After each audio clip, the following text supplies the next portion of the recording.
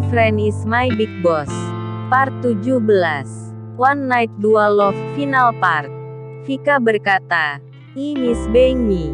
Gue berkata, "Emot bingung."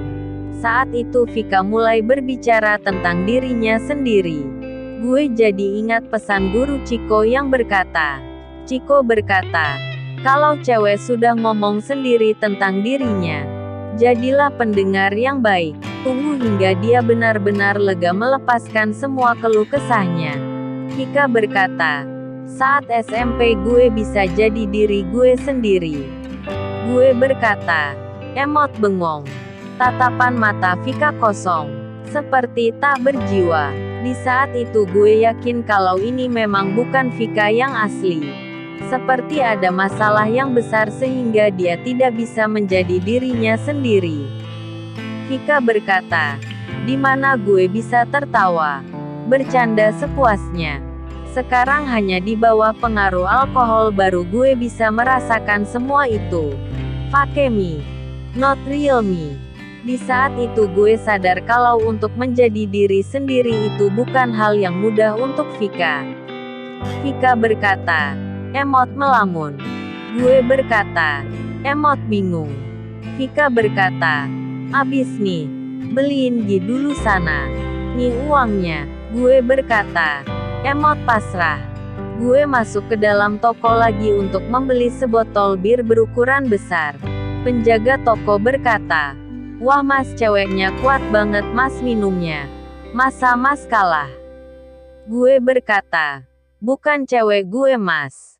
Penjaga toko berkata, sekalian dibukain mas.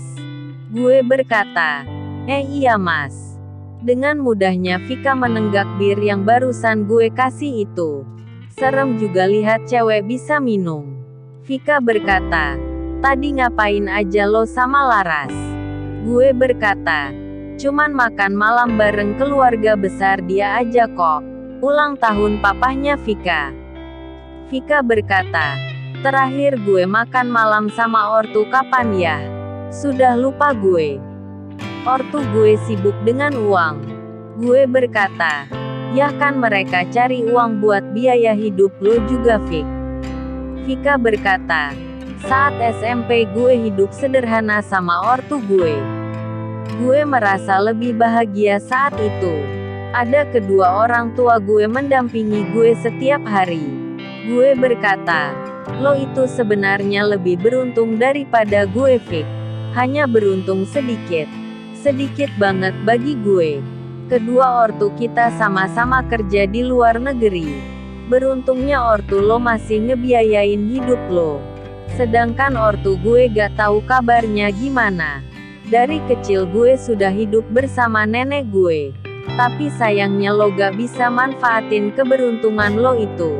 Keberuntungan malah membuat lo jadi begini sekarang. Vika berkata, lo kira enak keren jadi orang kaya. Tiap orang yang temanan sama gue itu palsu. Lagaknya baik di depan gue.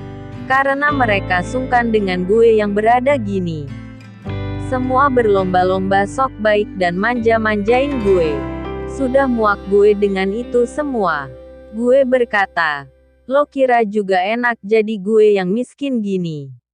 Buat kuliah aja gue harus susah payah kerja sana-sini. Malam itu menjadi malam perdebatan antara gue dan Vika. Malam itu gue sadar kalau Tuhan Maha Adil. Gue yang hidup kekurangan bisa bahagia. Sedangkan Vika yang serba kecukupan tapi tidak mendapatkan apa yang dia inginkan. Walau menjadi debat tapi gue senang bisa ngobrol dengan Vika dengan cara yang aneh seperti itu. Hargai apa yang kamu miliki sekarang. Mani-chan by Happiness. Bersambung. Lanjut ke part 18.